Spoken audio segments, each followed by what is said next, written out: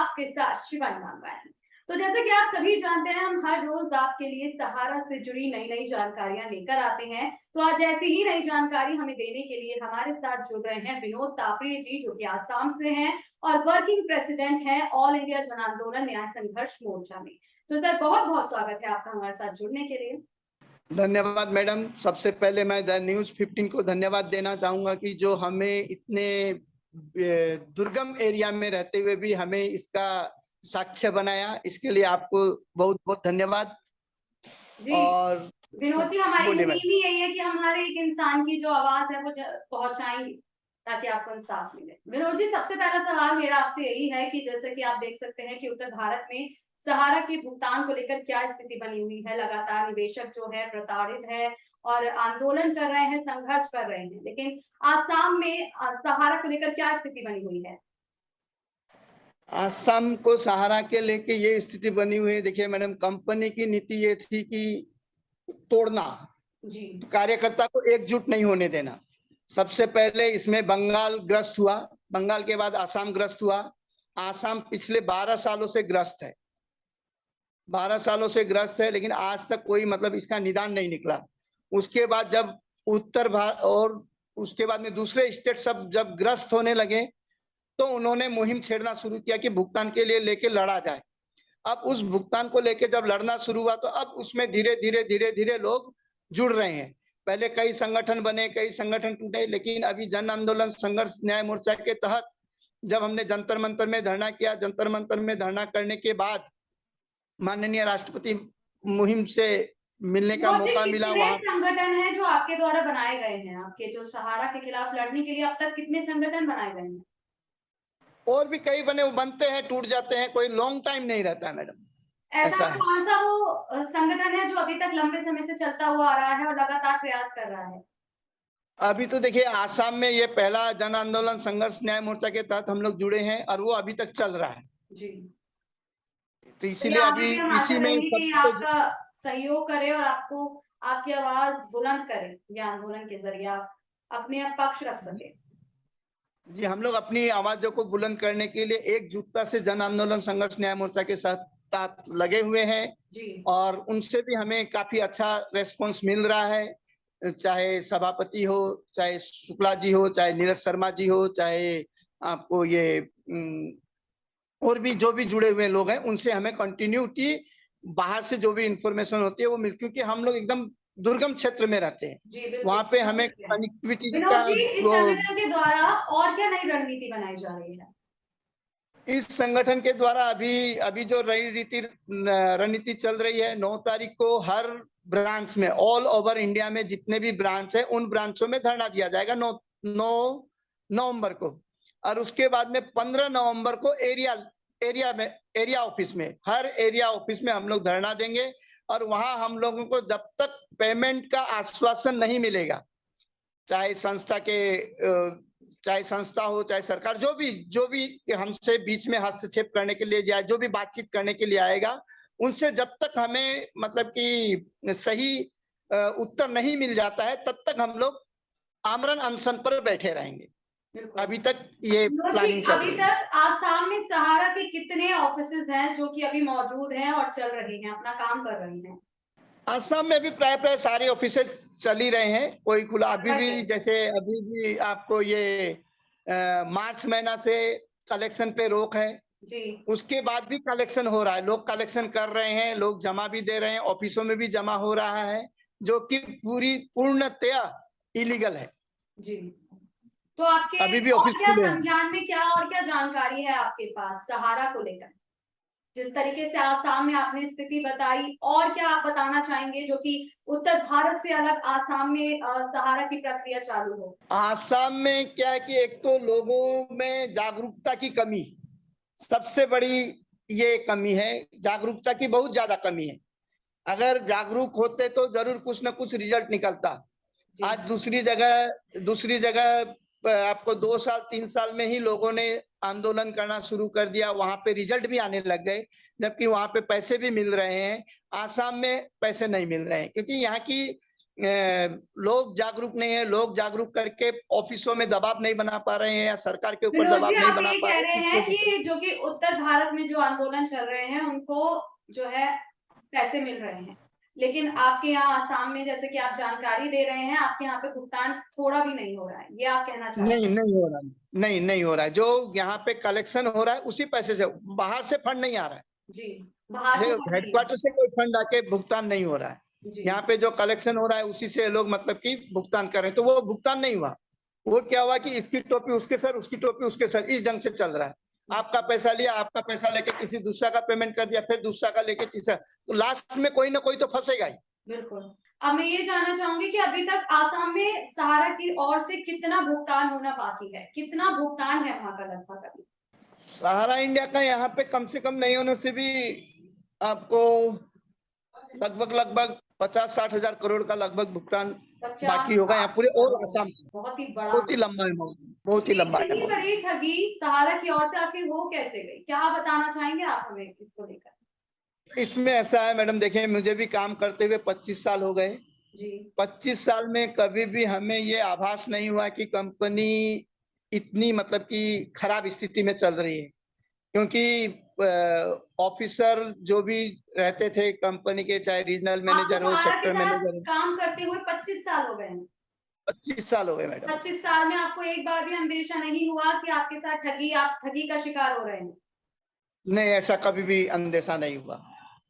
जी जब आपको ये सहारा इंडिया रियल इस्टेट, सहारा से भी विवाद जब आया था, उस वक्त मतलब कि कंपनी ने बोला कि अगर आप लोग ये रियल इस्टेट और हाउसिंग बॉन्ड को अगर आप बदली नहीं करते हो तो बाद में आपको पेमेंट लेने में प्रॉब्लम होगी, इसलिए आप क्या करो, इसको चेंज कर दो, चेंज करके आप क्यूसॉप में चला जाओ। हमने क्यूसॉप में चेंज कर दिया। क्यूसॉप के बाद में फिर आया क्रेडिट कोऑपरेटिव सोसाइटी में, बोला क्यूसॉप का आप भुगतान नहीं होगा, आप लोग क्रेडिट कोऑपरेटिव सोसाइटी में चेंज कर दो। फिर हमने क्रेडिट कोऑपरेटिव सोसाइटी में चेंज किया। अब क्रेडिट कोऑपरेटिव सोसाइटी में चेंज करने के बाद भी भुगतान नहीं हो रहा है, जबकि उन कागजों को सहारा श्री द्वारा बार बार बोला गया कि आपको इस टाइम पेमेंट हो जाएगा, इस टाइम पेमेंट हो जाएगा, इस टाइम पेमेंट हो जाएगा। आज तक भुगतान नहीं हुआ, जबकि कई लोग मर गए जो अपना इलाज नहीं करा पा रहे। आसाम में किस तरीके से लोगों को इस परेशानी का सामना करना पड़ रहा है, किस परेशानियों से गुजर रहे हैं लोग?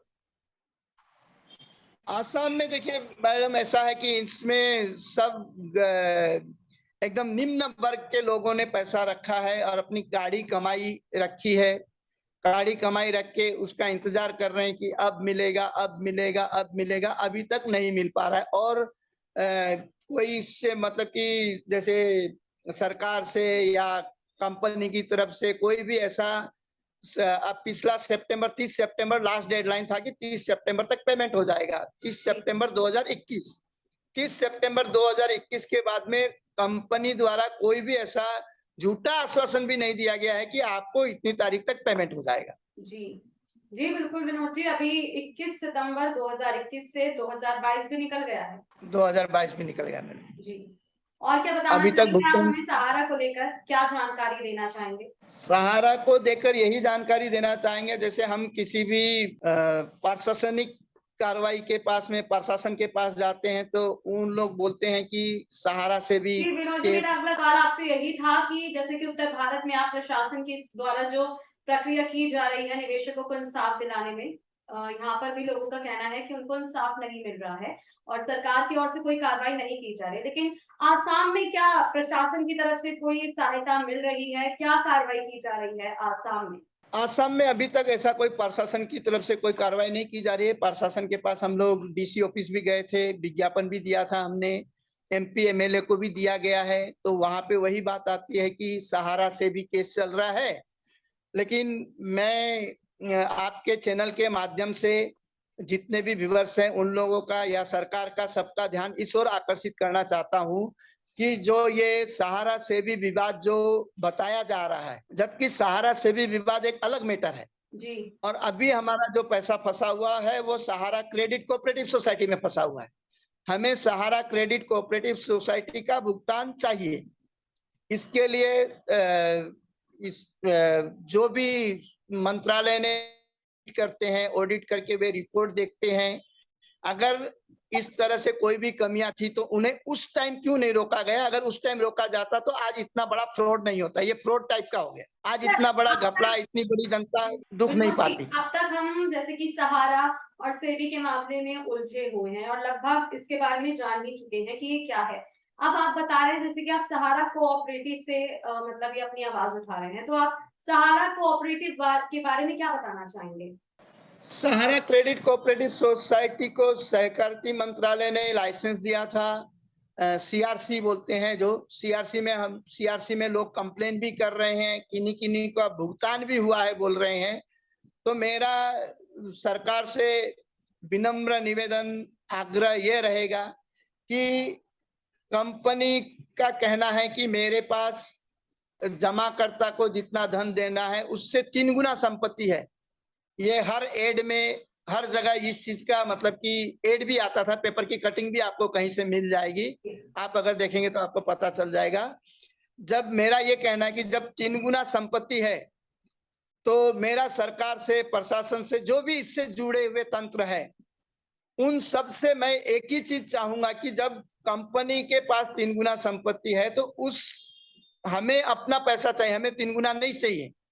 हमारा जो जमा धन है वो ब्याज सहित हमें लौटा दे और 2 गुना संपत्ति जो बच जाती है वो उनके अधिकारी जो भी है वो अपने पास रखे। जी, कम से कम हमें हमारा जमा धन तो दे दे। और इस मुहिम, इस मतलब जमा धन न मिलने की वजह से कम कई कार्यकर्ता ने आत्महत्या कर ली, जो कि हजारों की संख्या में है। जमाकर्ता भी मर रहे हैं, बिल्कुल। किसी की शादी नहीं हो रही है, किसी का रिश्ता टूट रहा है, कोई बीमारी, कोई अपना घर नहीं, कोई बच्चा को नहीं पढ़ा पा रहा है। और इसमें जैसे विपक्ष और पक्ष दोनों अगर चाहे तो पब्लिक का पैसा मिल सकता है, ये मेरा मानना है। तो पब्लिक, ये जो भी जनता है वो उन्हीं की जनता है, उन्होंने ही उनको वोट देके जिताया है।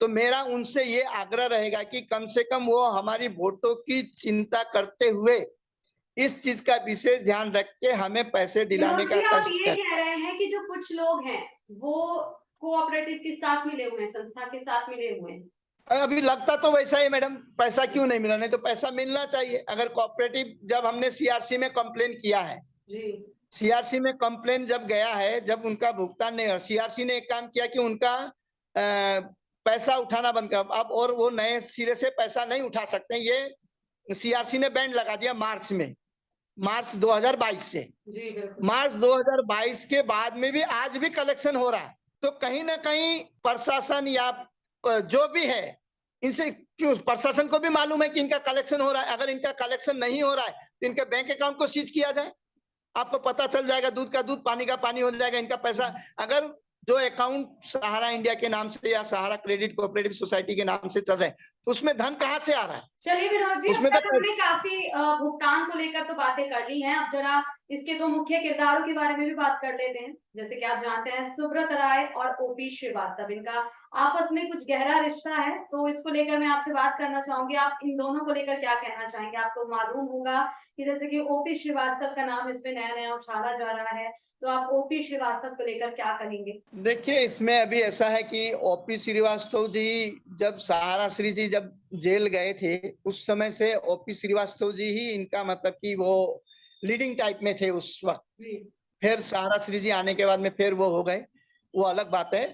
तो अभी तक मतलब कि भुगतान को लेके कोई भी ऐसी प्रक्रिया नहीं आती है कि जो कि भुगतान के लिए कोई कोशिश किया जाए। अभी जो ये लोग बोल रहे हैं कि जैसे सहारा सेबी में हमारा 25,000 करोड़ रुपया फंसा हुआ है, उसका वजह से हम भुगतान नहीं कर पा रहे हैं। इनका ये कंपनी की तरफ से ये दलील दी जा रही है कि वो पैसा आ जाए तो भुगतान हो जाए, जबकि कई लाखों करोड़ रुपया में भुगतान होना बाकी है। तो 25,000 करोड़ अगर वहां से आ जाता है, अगर नहीं भी आता है, तो जो लाखों करोड़ रुपया में है, पकड़ लीजिए 1 लाख करोड़ रुपया, ये एक मैं अनुमान बता रहा हूँ, 1 लाख करोड़ रुपया भुगतान है, उसमें 25,000 करोड़ वहां पे है। 25,000 करोड़ वो भी कंपनी ने 15,600 करोड़ रुपया दिया, उसको ब्याज जोड़ के 25,000 करोड़ बोल रही है, जबकि मूलधन 15,600 करोड़ रुपया ही है। तो 1 लाख करोड़ रुपया अगर पेमेंट होता है तो 15,600 करोड़ रुपया आपका सेबी के पास जमा है, तो वो 15% ही हुआ। आपका जो भुगतान का पैसा है उसका 15% ही हुआ। जी 85% पैसा तो आपके पास है, आप कम से कम उनको तो भुगतान करो। विनोद जी, अब तक आपने जैसे भी और हमें जितनी जानकारी दी है, बहुत ही महत्वपूर्ण जानकारी है। हमें लगता है कि इस जानकारी से बहुत लोगों को जो है वो जागरूक होंगे, उन्हें बहुत सारी नॉलेज मिलेगी और जो चीजें उनको नहीं मालूम है उसके बारे में भी उनको पता चलेगा। तो अभी समय की कमी होते हुए मैं आपसे ये अनुरोध करूंगी कि आप हमारे चैनल के माध्यम से जनता को क्या कहना चाहते हैं, ताकि वो अपने इस मस्तिष्क को लेकर जागरूक हो, अपने इस मुद्दे को लेकर जागरूक हो और हिम्मत के साथ इस लड़ाई को आगे भी लड़ते रहे ऐसे ही। तो आप क्या एक संदेश हमारे चैनल के द्वारा देना चाहेंगे लोगों को?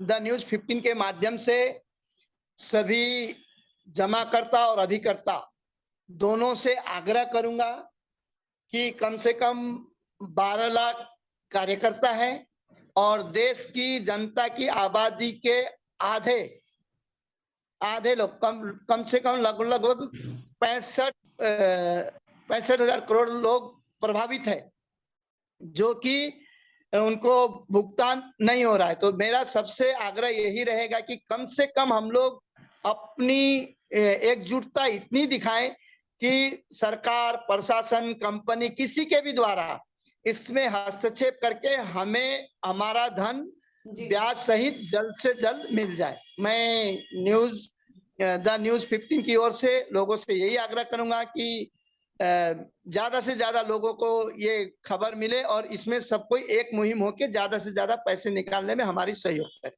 बहुत बहुत यही कहना। शुक्रिया विनोद जी। हम आशा करते हैं कि आपको जरूर इंसाफ मिले और जो भी लोग ये वीडियो देख रहे हैं इससे जरूर जागरूक हों। तो बहुत बहुत शुक्रिया विनोद जी हमारे साथ जुड़ने के लिए। तो ये थे हमारे साथ विनोद तापड़िया जी, जो कि आसाम से थे। तो ऐसे ही कल फिर हाजिर होंगे एक नई अपडेट के साथ। बने रहिए द न्यूज 15 के साथ। नमस्कार।